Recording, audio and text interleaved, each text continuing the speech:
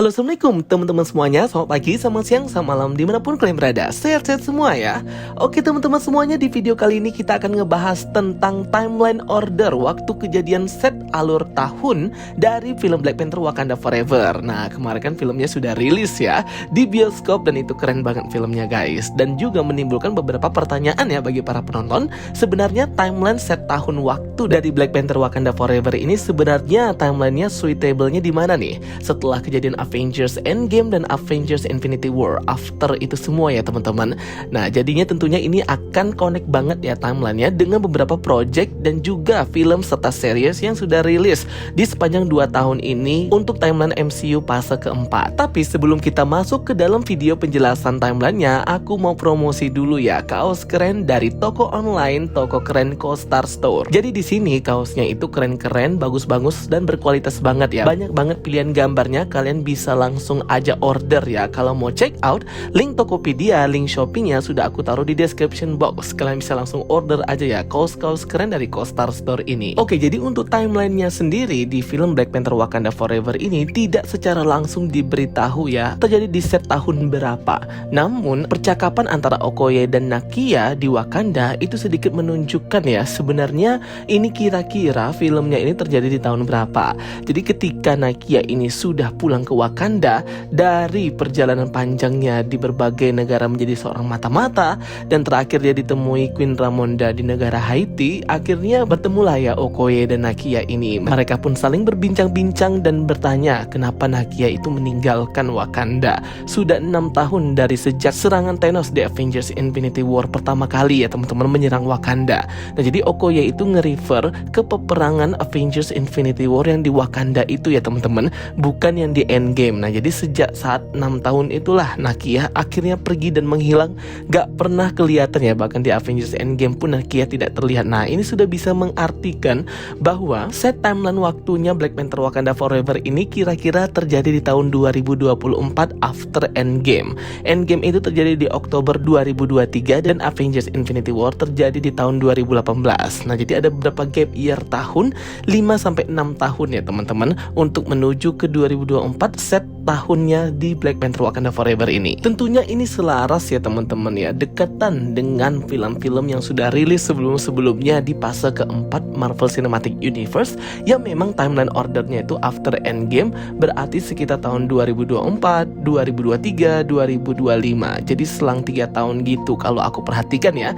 dari timeline order setiap MCU project dan film-film. Dari mulai Thor Love and Thunder, sebelumnya ada Doctor Strange Multiverse of Madness, ada She-Hulk, ada Moon Knight, ada Eternal, Shang-Chi, Miss Marvel, dan lainnya deh. Dan juga film favorit aku di fase keempat ini ada Spider-Man No Way Home, Multiverse of Madness juga tentunya teman-teman, dan series yang aku sukai itu ada WandaVision. Aduh, pokoknya semuanya connected each other ya. Karena jangan salah loh ya, timeline order ini sangat penting banget bagi kalian pecinta dan penyuka Marvel Studios.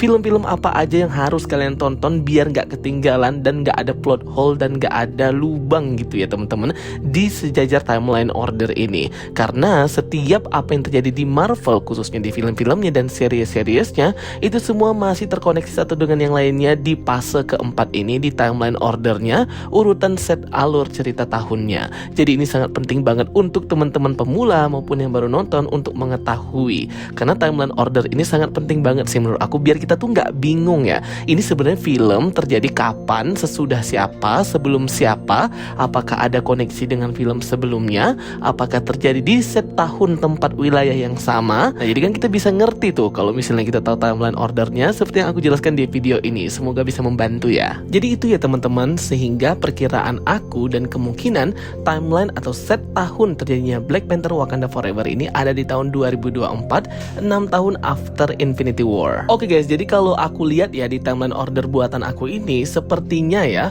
film-film yang terjadi sama deketan dengan set tahunnya Black Panther Wakanda Forever ini ada Shang-Chi and the Legend of the Ten Rings, ada Eternals, Spider-Man No Way Home, series Hawkeye, series The Falcon and the Winter Soldier. Ini semua proyeknya juga terjadi sepertinya itu berdekatan ya di tahun 2024, entah itu di awal, di pertengahan, dan di akhir 2024. Nah, jadi ini kemungkinan Black Panther Wakanda Forever juga terjadi di tahun yang sama ya. Cuman kalau kita lihat di sini mungkin 2024-nya ini awal dan pertengahan ya, bukan akhir-akhir seperti Spider-Man No Way Home. Karena kan kalau Spider-Man No Way Home itu kan 2024-nya sudah mau masuk musim salju, musim dingin. Sedangkan kalau kita lihat di Black Panther Wakanda Forever ini kayaknya sih belum musim dingin, belum akhir tahun ya, masih di awal atau pertengahan 2024. Tapi masih selaras dengan MCU project film series lainnya yang juga berset waktu tahun di 2024. Nah, kalau misalnya She-Hulk, Miss Marvel, Multiverse of Madness, dan beberapa project lainnya itu kemungkinan di tahun 2025. Sehingga itu sudah ada gap year lagi kayaknya loh ya.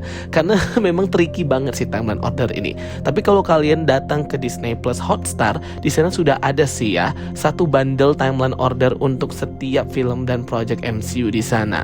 Dan memang itu tidak jauh beda dan mirip-mirip dengan yang apa aku buat ini ya teman-teman, untuk timeline ordernya MCU project. Sehingga bisa banget sih kalau kalian mau jadiin guide untuk bisa menonton film-film sebelumnya, terkhususnya mengikuti timeline order, timeline kejadian dari film-film MCU itu sendiri. Oke, jadi sebenarnya Black Panther Wakanda Forever ini menurut timeline itu bukan sebagai penutup film di fase keempat ya, karena masih ada film lagi nanti di Desember ya, Guardians of the Galaxy Special Holiday. Tapi ini tuh kayak komedi aja, jadi nggak terlalu berimpact dengan timeline order dan juga alur cerita MCU di fase keempat ini. Mungkin ini tuh kayak cuman short series filmnya Groot itu ya, jadi ini tuh out of context, kayak cuman spin-off filler aja gitu. Tapi nggak ada cerita yang sangat penting atau peristiwa event yang penting yang mempengaruhi tentunya cerita-cerita di timeline fase keempat di MCU ini. Jadi Special Holiday Guardians of the Galaxy itu cuman komedi aja ya pasti intinya. Oke, menurut kalian dari fase keempat sesuai dengan timeline order ini, MCU project mana yang paling kalian suka dan favorit guys? Tulis pendapat kalian di kolom komentar ya.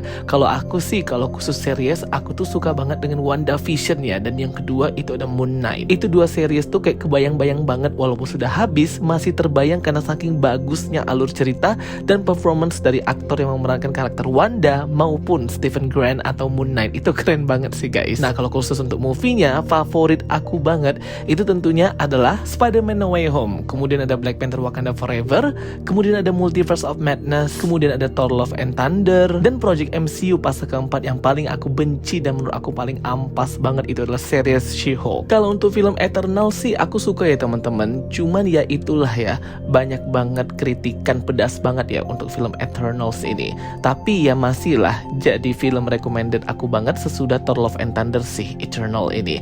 Karena kalau dari segi untuk bisa menikmati cerita, aku masih bisa menikmati Thor Love and Thunder daripada Eternal. Dan yap, bener banget ya teman-teman, Black Panther Wakanda Forever ini adalah savior, penyelamat banget bagi MCU di fase keempat ini ya. Ditutup dengan film yang sangat bagus banget dan sangat keren sih.